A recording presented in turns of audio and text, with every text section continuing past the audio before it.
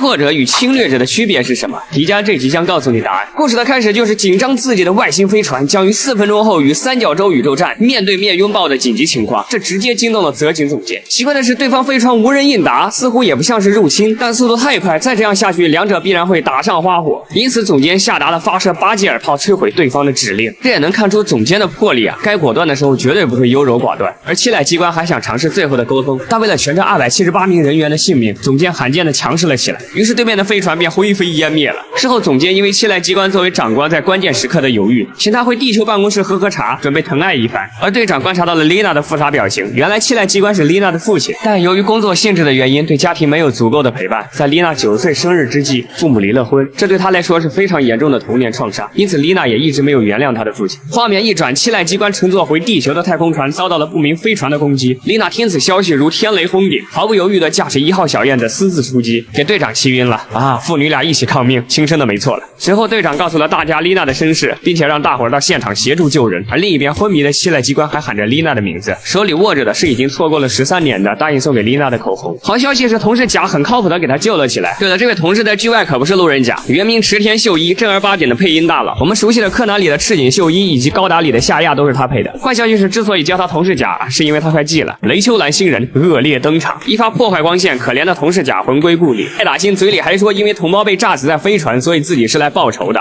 话分两头，胜利队也赶到现场，月老指挥让大谷把丽娜带回来。而雷秋兰新人在读取七濑脑子的知识时，意外发现了属于丽娜的记忆，并且用 AI 预测技术看到了她长大后的样子。别说做的还挺真。丽娜那边与大谷会合之后，谈起了自己对父亲的复杂情感。话音未落，就遇到了派打星的投影，免疫子弹不说，我的天哪，甚至还能用出本体技能，一发捕获光线直接给丽娜收走。对大谷的态度更是简洁明了，你没用了，去死吧！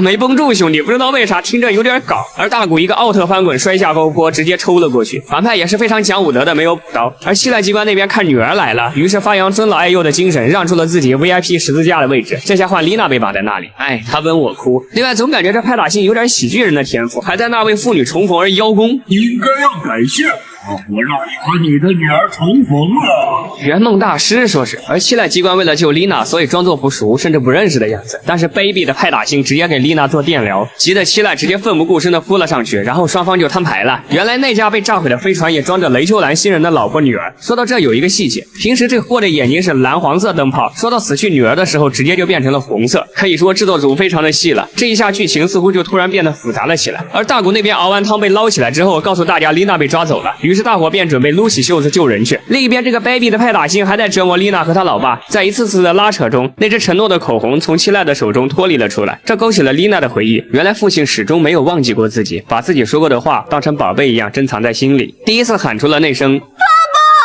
而在读取到丽娜父女一段段美好的回忆之后，雷秋兰新人仿佛吃了1万桶老坛酸菜一样，直接化身柠檬精破防了，于是彻底摊牌了，化身有问必答，甚至不问也答新人。原来当时他收到宇宙站的信号就准备发动攻击，只是中途武器出了故障，所以事到临头直接抛妻弃子，独自一个人搭着救生飞艇溜了。现在刚指责他抛弃家人，哥们儿反手急得就原话奉还，呆，你个同样抛弃家庭的地球人没资格说我。俩人搁这激烈辩论家人的问题，好家伙，直接变成家庭伦理剧了。但随后丽娜终于解开心结，为他父亲感到骄傲，为身为他的女儿感到骄傲。住口！你这卑鄙不要脸的家伙，你没有资格和我爸爸比。我为我爸爸感到骄傲。身为七濑晨的女儿，我觉得非常的光荣。我只能说谢谢你，派大星。这下雷秋兰新人也不装了，直接承认自己就是卑鄙了。但是灭了地球人之后，谁也不会知道。话音未落，胜利队超然赶到，并且救下了父女2人。而大家撤到外面之后，大谷眉头一皱，退至众人身后，并且拿出神光棒。伴随着古而曼妙的变身动作，迪迦闪亮登场。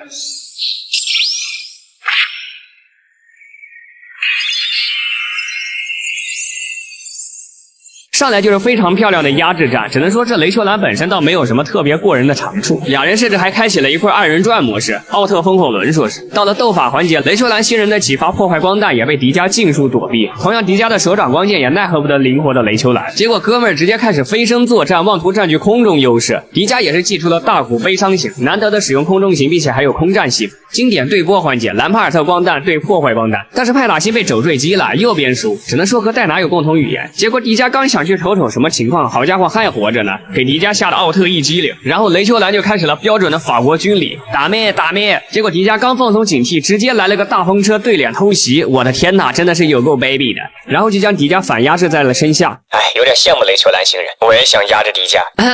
不过这回妇女党立大功，驾驶着1号小燕子直接把对面家给偷了，而且还解了迪迦的燃眉之急。最终兰帕尔特光弹再次对决，破坏光线。